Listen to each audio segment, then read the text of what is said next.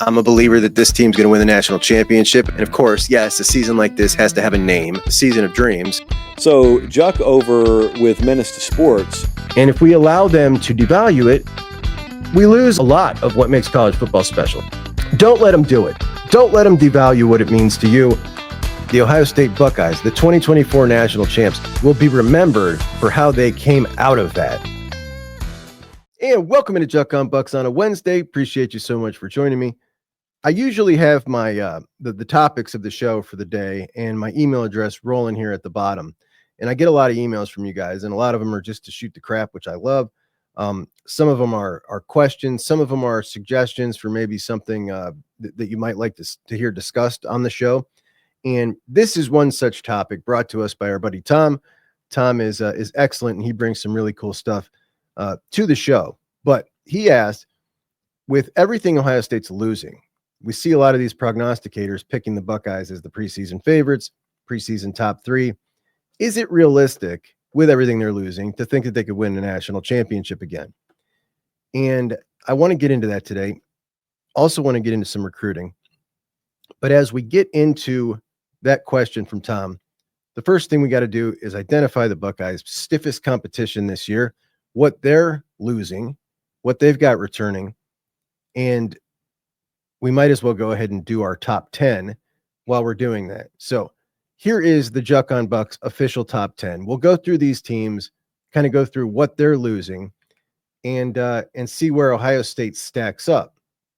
Now, when we look at FanDuel's odds right now for who is the most likely to win a national championship, who is the betting favorite, which, let's be honest, sometimes the betting favorite doesn't always mean, it's not a prediction, but we got to factor in when we talk about things like that, that they know, for instance, Ohio State's number one with the best odds to win the national championship at plus 500. They're baking into that cake that they know there are a lot of people who are just going to bet Ohio State reflexively. It's a very popular bet. So those odds are always, they're factoring that in. They don't want to give you, let's say, for instance, plus 650 odds, even if they think Ohio State, Texas, and Oregon are a three-pack that are lumped in together. They're going to give Ohio State a little bit less because they know more people are going to bet that. So they've got it as Ohio State, then Texas and Oregon tied at plus 650, Georgia at plus 700, Penn State at plus 850, Notre Dame at plus 1200. That's as of Tuesday morning. So according to them, if you were to rank the top five, it would be Ohio State, Texas, Oregon, Georgia, Penn State. Now, I'm going to do my top 10, and I'm going to start with my number one team this year. And this is heading into the year. A lot of people will do this and they'll talk about their schedules. That means nothing to me for a top 25 preseason exercise. If I'm picking who I think will make it to the playoffs, then I'm going to factor in their schedules. But all this is a top 25 entering into the season, which means these are who I think are the best teams entering in, not the results we're going to see from them, but the best teams as we enter in. And I'm starting number one with Texas.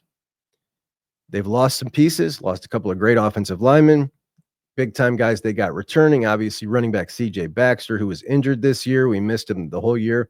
Wide receiver Ryan Wingo. That's the one they were trying to compare to JJ. Not comparable to JJ, but an excellent wide receiver. Obviously, Colin Simmons, the freshman edge rusher, who beat JJ for the freshman of the year in that, who was that? Sean Alexander Freshman of the Year Award. Running back Quintravion Wisner, also a really good running back. But on defense, Anthony Hill Jr., the middle linebacker, who's awesome. Michael Taffy, the All-American safety, comes back. And Trey Moore, another edge rusher who's really good. So their defense is nasty. I also factor in Sark. Steve Sarkisian has now been to 2 consecutive Final Four appearances.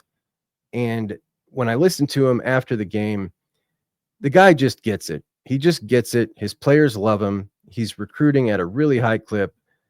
I think his program is really a program that once they kick in the door, like Ohio State, set up for long-term success. And this is another topic we'll get into, the programs that are most likely to kind of rule the sport for the next 4 or 5 years. Texas is one of them, no doubt. He's got this thing humming. Then you enter Arch Manning. And when we talk about Arch Manning, this is a dude who obviously came in with all the accolades. He's put on a ton of weight. They've used him as kind of their battering ram as a running quarterback, but he's also started a couple games. He played in 6 games. He threw about 100 passes this year, almost 1,000 yards. And again, a running threat as well. He's been in the system now 2 full years as he enters into his 3rd year, taking over the team as their quarterback. And I think that they are in a really, really good position. To me, they're number 1. Number 2, that'll be Ohio State for me. We know what Ohio State lost. The wide receiver room is loaded. It remains loaded. I think they made a big tight end upgrade with Max Clare from Purdue. When we look at the offensive line, bringing in Onyanwa and Daniels, potentially both your starters on at tackle, and the interior of the Buckeye offensive line looks really good and experienced now. I think heading into the year, it looks as good as it did last year. You knew last year heading in that you were going to have a really, really good left tackle. You had no idea that you were going to have such a good center. But entering into the year, I thought it was going to be a top 10 unit, top 5 unit.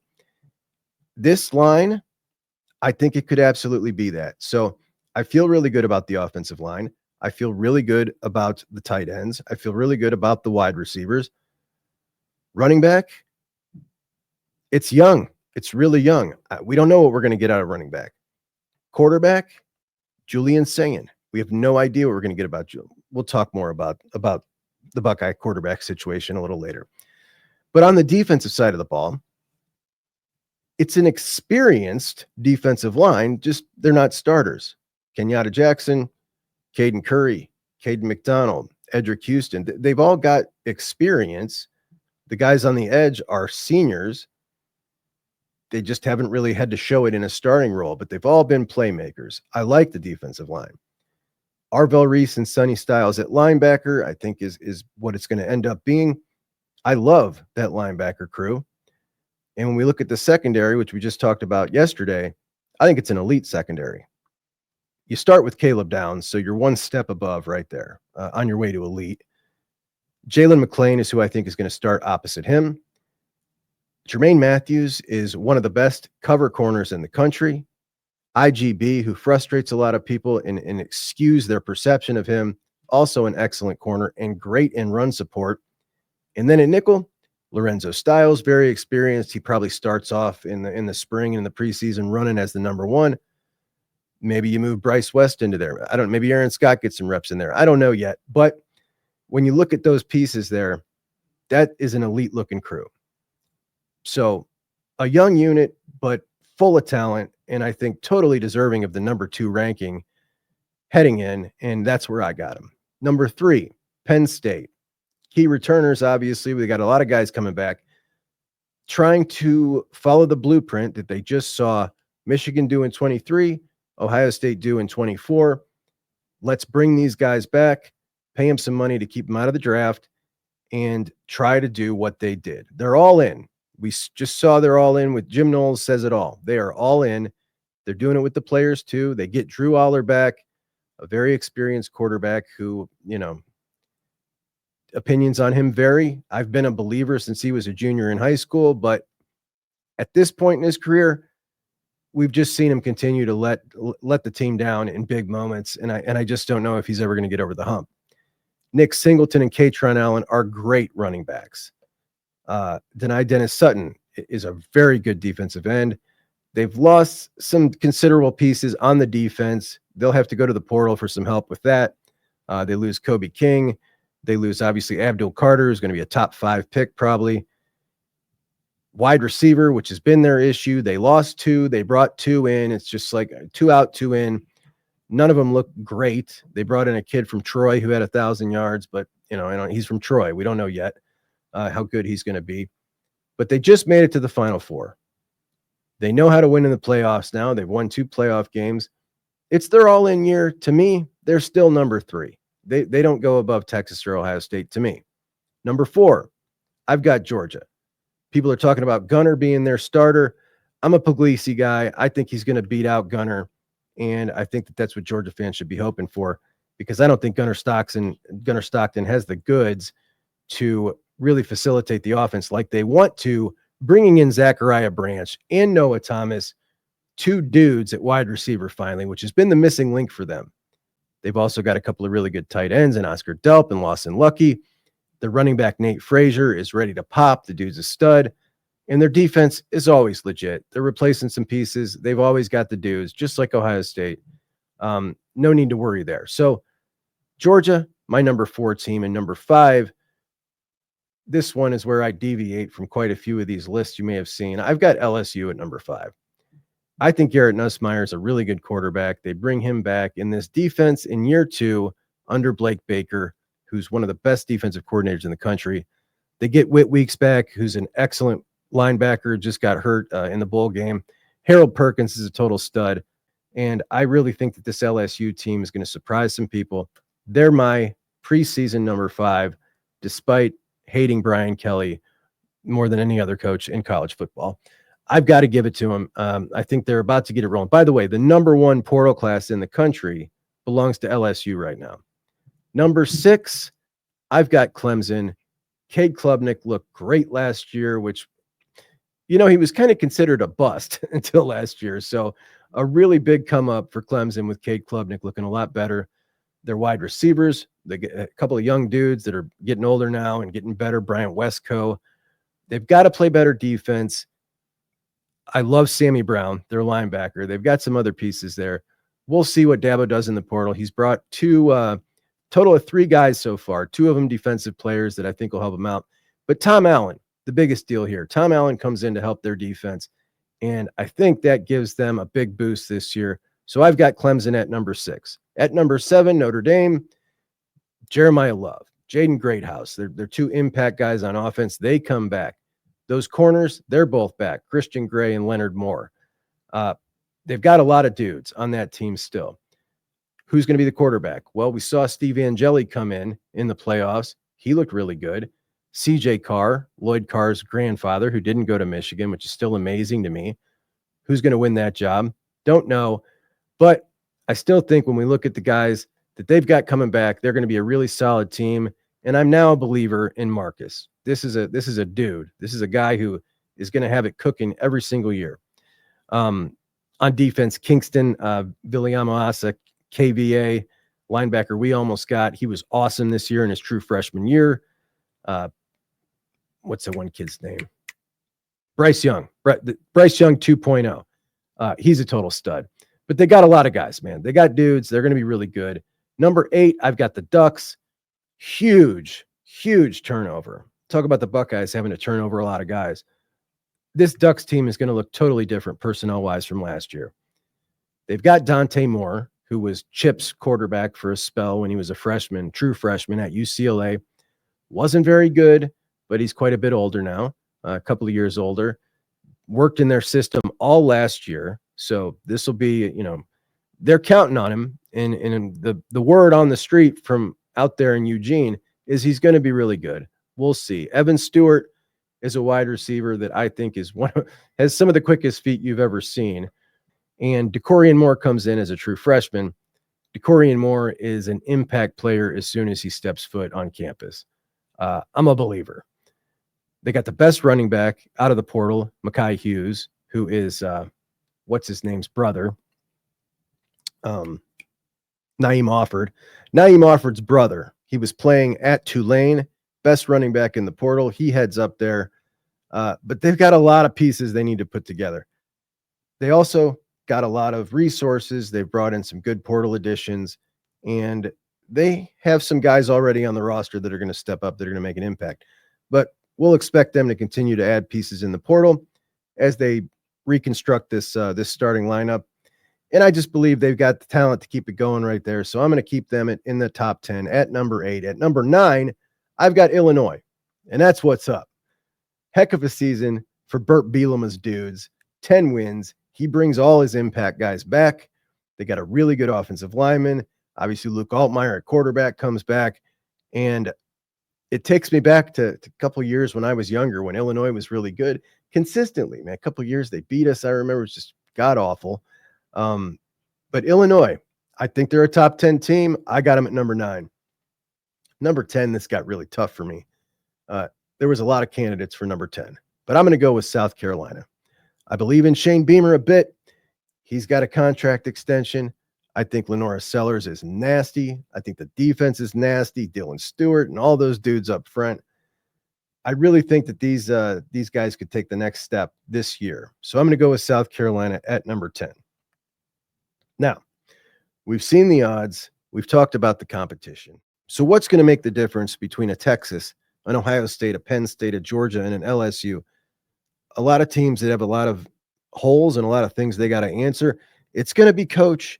It's going to be quarterback. And now we know the coach of the Buckeyes can get it done with the best of them, meaning the best of them, Kirby Smart. Quarterback, you got Drew Aller. You got Puglisi or Stockton at Georgia. You got Nussmeier at LSU, who's good. Penn State, you got Aller.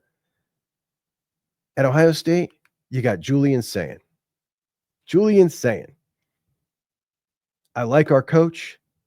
I like our quarterback. Julian Sayin is a dude that I have always believed in. It just looks different. It looks different to me. Everything he does looks special. I think this dude's going to be amazing. I think he's going to be amazing. I think he's not only going to win the job, but I think he's going to start as a sophomore, second-year guy. And I think he's going to be amazing. And I think he's going to be amazing at a time where we're going to need amazing because of all the talent that we're losing and how young the team is going to be.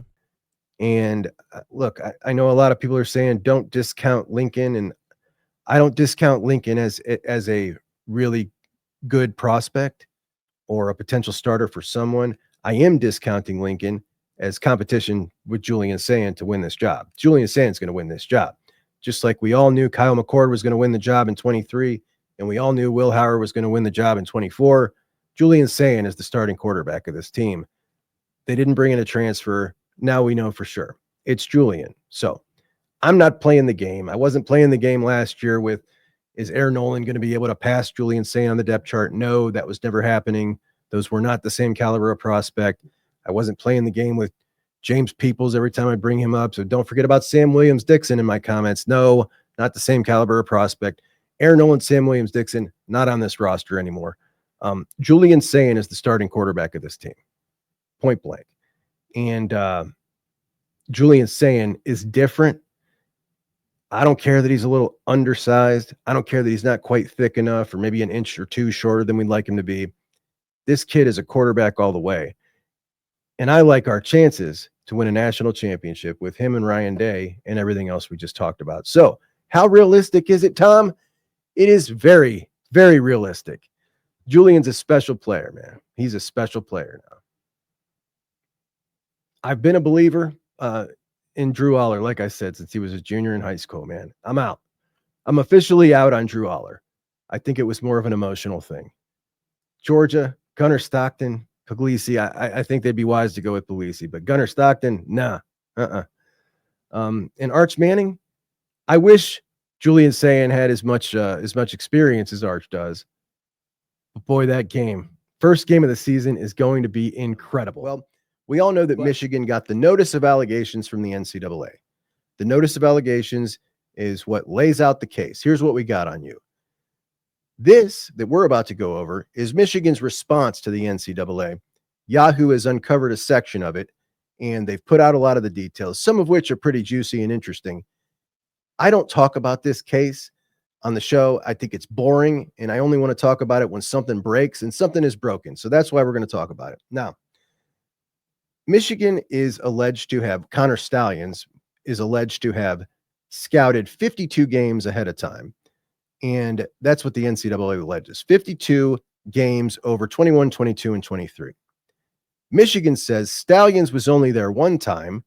8 times it was a Michigan low-level staffer. And all the rest of those times was family and friends of Connor Stallions. They say that those ones do not constitute a violation of their bylaws. They also say that in many cases, the only evidence that they have is that Connor Stalions himself purchased the ticket. His family just likes Big Ten nooners. That's it. So Michigan thinks the NCAA is grossly overreaching and overcharging. They defend Harbaugh. They defend the staffers. They defend Stalions. And they pretty much claim that this wasn't a big deal. The sign stealing system offered minimal relevance to competition. They also say the NCAA did not credibly prove any of this, and the investigators should be treating it as a minor violation.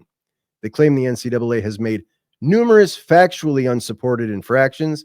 They exaggerate aggravating factors, and they ignore mitigating facts. They request that the NCAA apply common sense and commitment to fairness and treat the case not as a serious level 1 infractions case, but a level 2 standard case.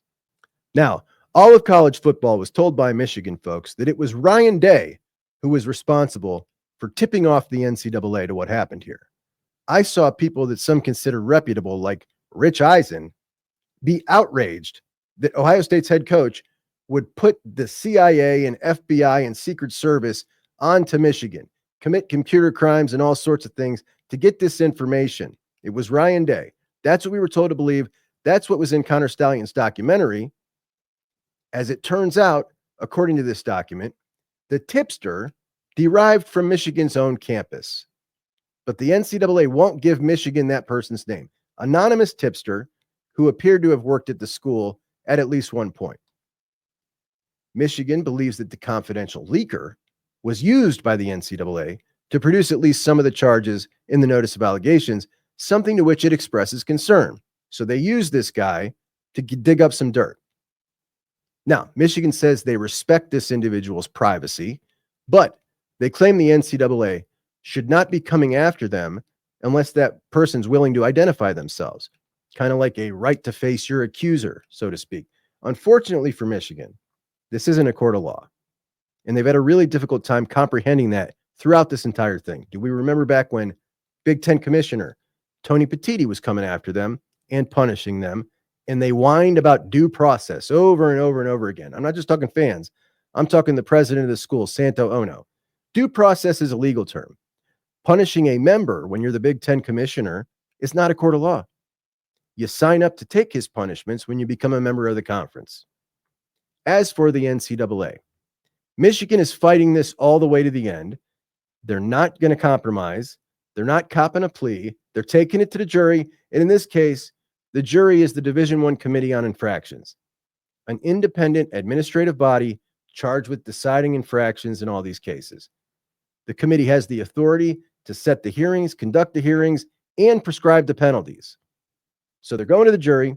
They're requesting a pre-hearing conference to discuss the origins of the tipster and the role that he had in the charges against the school. They just want to know who the guy is, man. Come on, tell me who it is. We've all been there, right? I swear I won't say anything. Just tell me who it is. Now, unlike most things within the NCAA, this hearing is going to get started like real quick, but it's going to last forever. It's going to drag on forever, which is kind of how this thing's already been. Now, in that notice of allegations, the big document the NCAA sent to Michigan citing their case against them, there were 11 total violations. 6 of those violations were level 1. That's the worst of the worst. The NCAA claims that Michigan failed to monitor.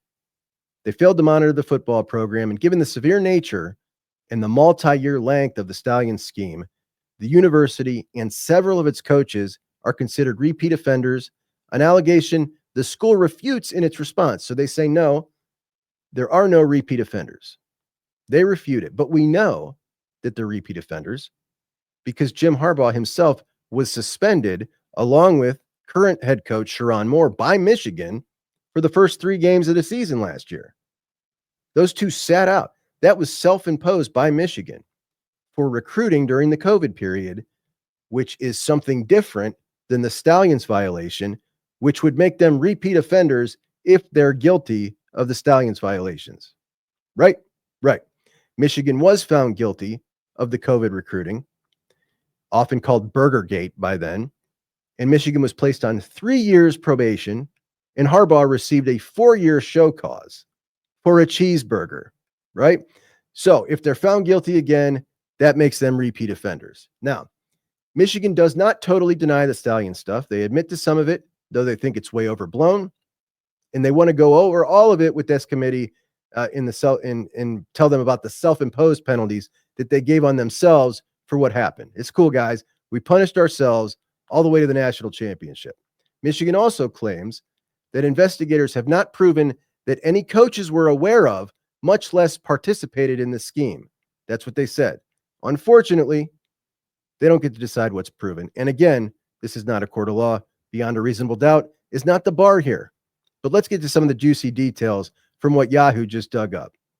One of the bombshells from the original story was that Sherrone Moore, the head coach of Michigan, deleted 52 messages between himself and Connor Stalions the day the initial story broke. What did Sherrone Moore have to say about why he deleted those text messages? Quote, "So I deleted all the information, all Connor, on my personal phone. And it wasn't to hide anything.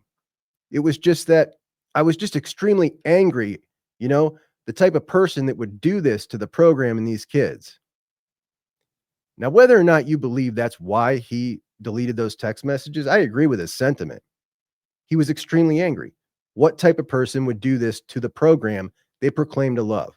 Put them in jeopardy. And that right there, what Moore said, the way that Michigan in general embraced this guy did them no favors in public opinion, did them no favors with the NCAA. They refer to him as a legend in some sections of Michigan fandom.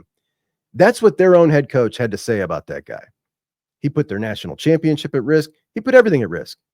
And in many people's eyes, tarnished the reputation of everything they achieved that year so that he could be a hero in his own mind. Like, that's what this guy's motive was. And it's clear from some of these text messages we're about to read just how important and cool he thinks he is. Now, the university said that the Sherrone Moore messages were innocuous and not related to the investigation.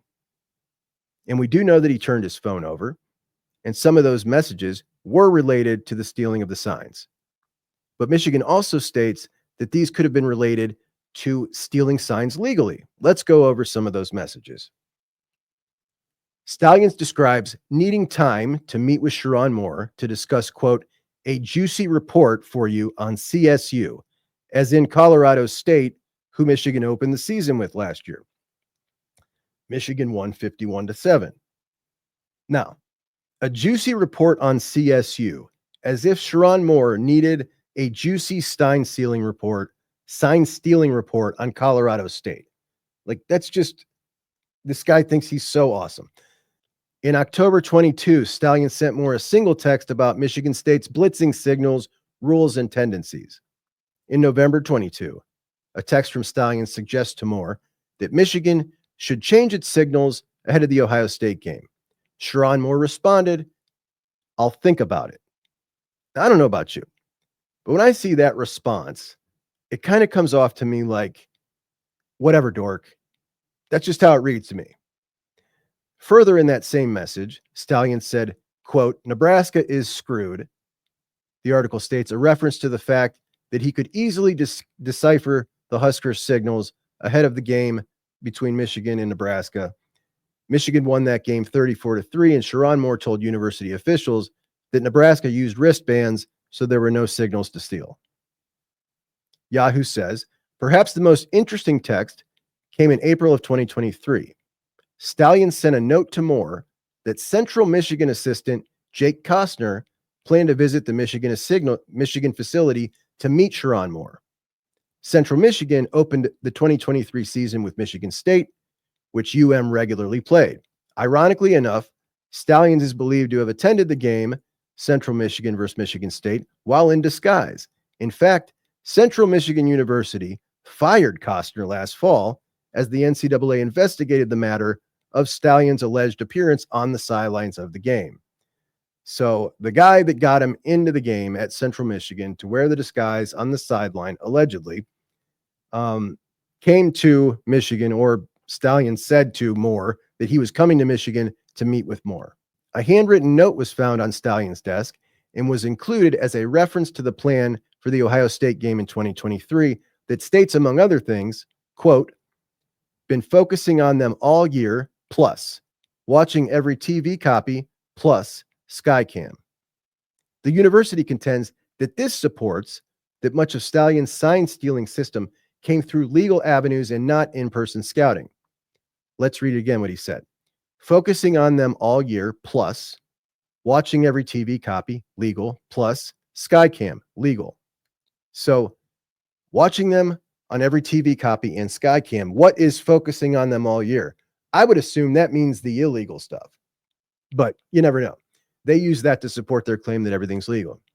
Michigan also claims that players and staff members only used Stallion's signal boards on a limited basis, and they did not provide a competitive impact. Quote, Michigan players used pre-snap calls of birds for a pass and rabbits for a run even before Stallions joined the staff. Birds and rabbits. They often determine this not based on signals, but by offensive linemen's stances and formations and other tells. Nothing new there. We've been doing that forever in football. Now, Michigan is accused of failing to monitor, and they refute that they failed to monitor because at least 2 members of the coaching staff raised concerns about Stallion's scheme. Wait a minute. I thought that no coaches knew. The NCAA says, okay, that's fine, but they didn't bring it to compliance. You need to bring it to compliance. Even I know that, and I don't work in college football. I just talk about it for fun. But who are the coaches that knew?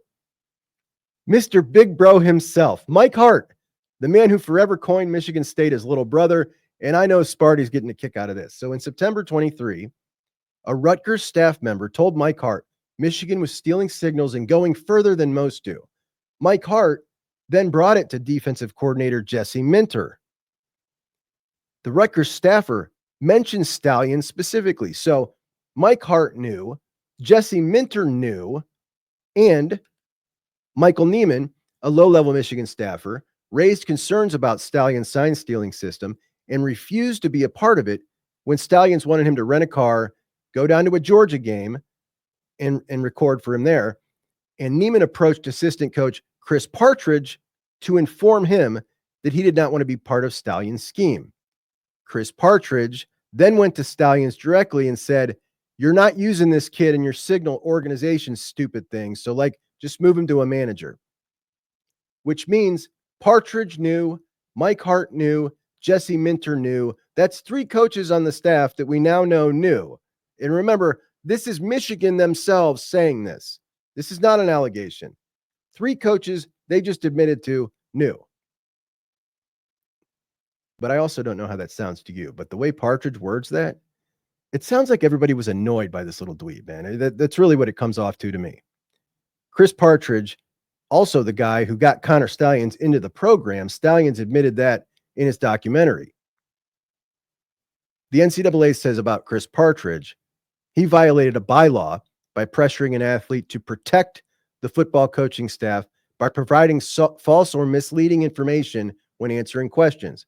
Partridge was terminated by the institution for disregarding the institution's directive to not discuss the investigation with anyone. Michigan said his failure to abide by the institution's directive does not constitute a violation of any NCAA bylaw. Michigan also refutes 3 of the 4 allegations that Stalions impeded the investigation, including that Stalions failed to preserve all pertinent information by 1, declining to produce his personal phone, 2, withholding and removing hard drives from his office, 3, putting relevant information into a backpack and instructing a staff member to take it to an unpaid student's intern's house where Stalions could pick it up, and 4, instructing a student intern to delete potentially relevant information. So they deny 1, 2, and 3, but they cop to 4. So what will the board say? How will this go? I don't know. I don't expect any details on that anytime soon. But here's where we're at with this. What do we know now? We know some of those text messages from Sharon Moore, and we know unequivocally that at least 3 of their coaches did know about it, which they have screamed forever that nobody knew but low-level staffers, yada, yada, yada. So there we have it. That